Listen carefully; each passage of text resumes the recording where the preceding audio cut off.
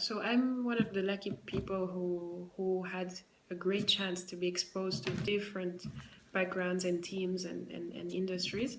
And one thing that I'm convinced of is like almost all teams feel like high school. You know, you always have that those characters and those moments, right? You're just like, well, am I in a movie or what?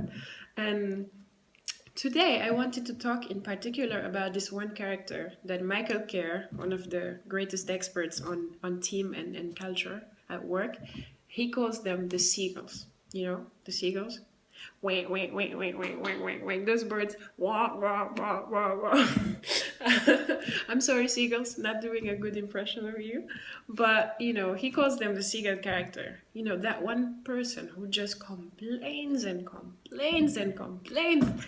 And this week, but you know, not just complains, right? We all complain. I do that a lot, but complains and does nothing about it. That's the seagull, right? They complain and they don't do anything about it to move forward.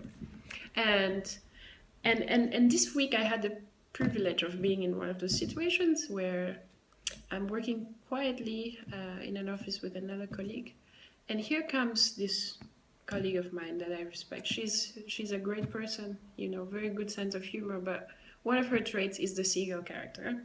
And she just arrives, oh, my computer! I can't, you know, this guy took my computer away. I don't know why he did that. I'm so angry. And I said, oh, whoa, like, you're coming to this office, man, calm down. But I didn't say it, I just thought it. And I listened. And turns out that one of my colleagues in my team took her computer and did not tell her that he was gonna take it for the day. And turns out that, you know, on her computer, obviously her browser is more accessible there, and there's a software she uses to call clients that she couldn't access anymore. So she was really mad, and she had all the reason to be mad. But her attitude, man, it was so negative. And so I listened and I thought, okay, this sucks. And I told her, and I said, you know, maybe I can do something to help you. Hey, you know, is there a computer you could use here? She's like, no. There's nothing here. Nothing here works. You know, we have Macs here as desktops, and I don't know how to use Macs. I don't like them. So I thought about it, and I was like, okay, you know, I do have a Windows, and it's on the office next door, 5 seconds walking. If you want to use it, I have no problem because I'm using my laptop right now. So you could do that. And she said, okay, but no, I mean, it doesn't have the software that I need because I need to call. And I said, okay, if you want, I can give you my phone, the company phone, and you can call, you know, those clients. Meanwhile, you know, you get to do something productive, and you said it, you have a lot of work to do, so you could you know, move forward. And she's like, no, I just can't believe this happened. This happens to me all the time. I've told this person a million times. You know, why do they always do this? Like, I have to cry before they pay attention to me. And I said, again, you know, I've listened to you, and I think you're right. This is really bad situation, and you should probably deal with this guy and, you know, make him realize that what he did was wrong. And I'm sorry it happened to you. I'm just trying to see how I can help you so that, you know, you can use your time since you're already here. And then I said, well, maybe. And then she's like, I can't access my passwords, like all those passwords. How am I going to remember them? And I said, you know, I can help you, you know, install your own Google Chrome browser in these computers, access it so that you can have access to all your information. So it won't be all gone.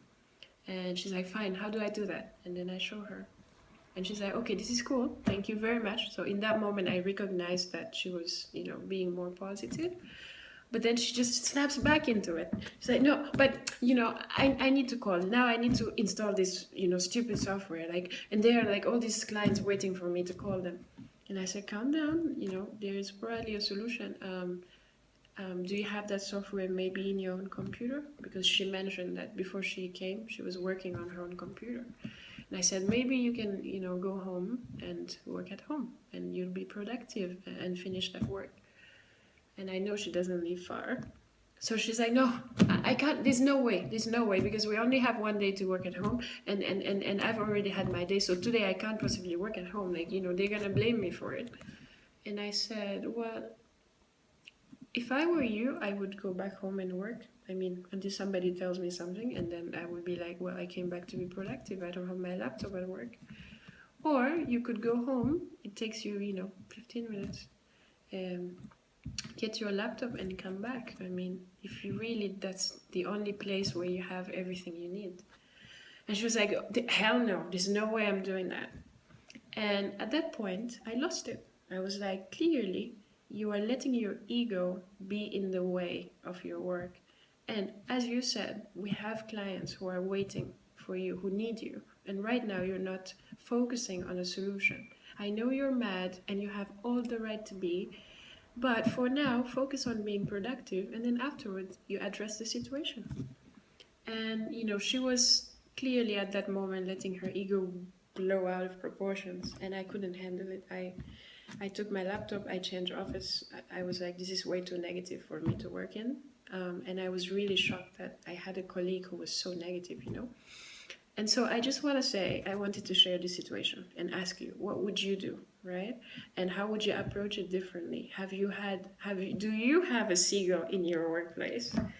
And how do you deal with them? I want to learn.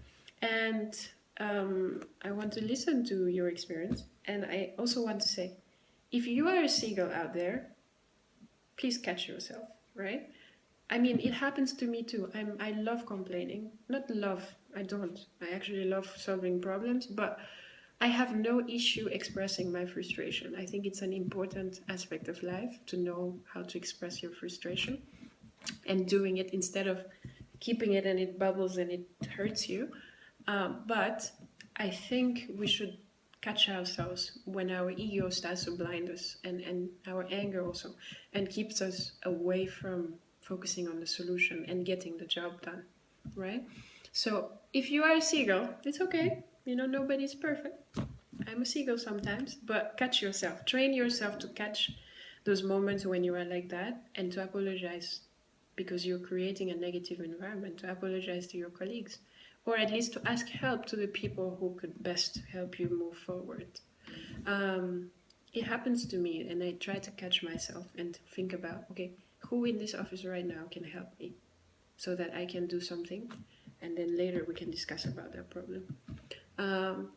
And I want to say, if you were like me, you experience seagulls in the workplace. One of the toughest things for a seagull, and I know this from my experience, is getting over the ego and the frustration. So help them get over it by saying, hey, it sounds like you're having a really tough time. I have 10 minutes right now. I could take, I can help you do something and find whatever you need to find.